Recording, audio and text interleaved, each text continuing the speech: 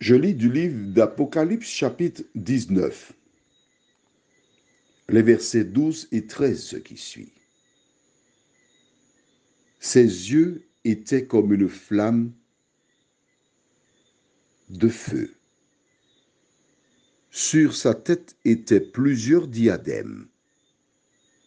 Il avait un nom écrit que personne ne connaît, si ce n'est lui-même. Et il était revêtu de vêtements teints de sang.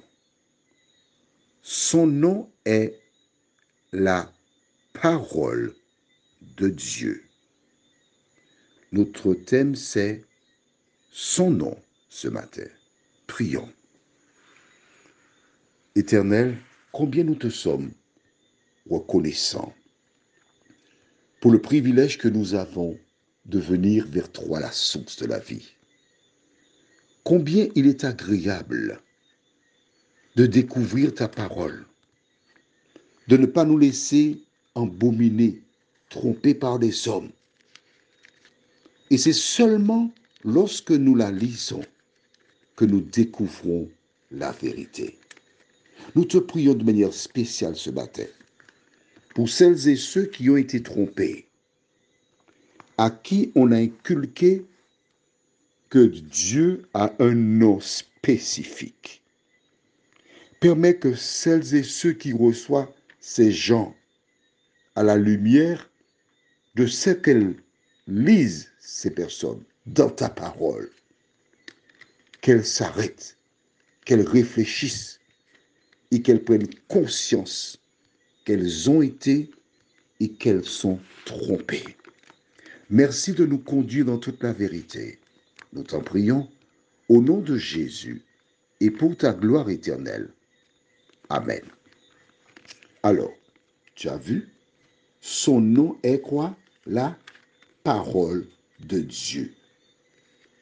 Le nom de celui qui est fidèle. Le nom de celui qui est véritable. Le nom de celui qui juge. C'est la parole de Dieu. Alors, il nous faut chercher dans la Bible et trouver où nous trouvons quelque qui s'appelle la parole de Dieu. Note avec moi, on ne parle pas de Jéhovah, on parle de la parole de Dieu. Dans le livre de Jean, chapitre 1er, Jean, c'est le 4e livre du Nouveau Testament, l'Évangile selon Saint Jean. Nous avons Matthieu, Marc, Luc et Jean. As-tu trouvé? C'est bon? D'accord. On y va alors. Que dit la parole? Au commencement était là, lis, la parole. Et la parole était avec Dieu. Et la parole était Dieu. Elle était au commencement avec Dieu. Toutes choses ont été faites par elle. Et rien de ce qui a été fait n'a été fait sans elle. En elle était quoi? La vie. Et la vie était la lumière des hommes. La lumière, lui, dans les ténèbres, et les ténèbres ne l'ont point reçu. Nous avons lu dans Apocalypse 19, versets 12 et 13, son nom est la parole de Dieu. Au livre de Jean, chapitre 1er, versets 1 à 5, nous voyons que la parole était avec Dieu, la parole était Dieu, mais la parole est aussi la lumière des hommes, elle est aussi la vie. En elle était la vie. Elle est venue, la parole, luire dans les ténèbres et les ténèbres ne l'ont point reçue. Qu'est-ce que cela veut dire? Les ténèbres représentent ce monde. Nous l'avons vu tout récemment. Que l'ennemi, la terre, est sous la domination de l'ennemi. Donc ce sont les ténèbres. Jésus, la lumière, est venu dans le monde, éclairer les hommes. Mais ils ne l'ont point reçu. Qu'ont-ils fait? Ils l'ont crucifié, ils l'ont tué. Voilà ce que déclare Jean. Nous savons donc que le nom de Dieu, c'est la parole de Dieu.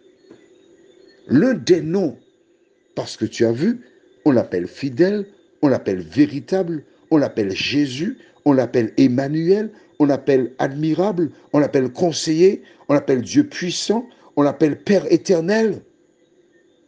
Il a de nombreux noms. L'important, c'est de savoir que c'est lui le sauveur. C'est lui qui a donné sa vie pour toi et pour moi. Et toutes les références que nous avons lues, toutes sans exception, nous aident à comprendre qui est Jésus. L'ennemi ne veut pas que tu le comprennes. Il ne veut pas que tu l'identifies comme Dieu, car il sait qu'à partir du moment où tu ne le reconnais pas, c'est le seul moyen de te garder avec lui. Car Jésus déclare dans Jean 8, 32, « Vous connaîtrez la vérité, et la vérité vous affranchira. » Comment peux-tu connaître la vérité? En lisant la parole. C'est seulement en lisant Jésus, en fréquentant Jésus, que tu as même de le connaître. Et une fois que tu le connais, il te délivre. Prions. Merci Seigneur pour ta parole.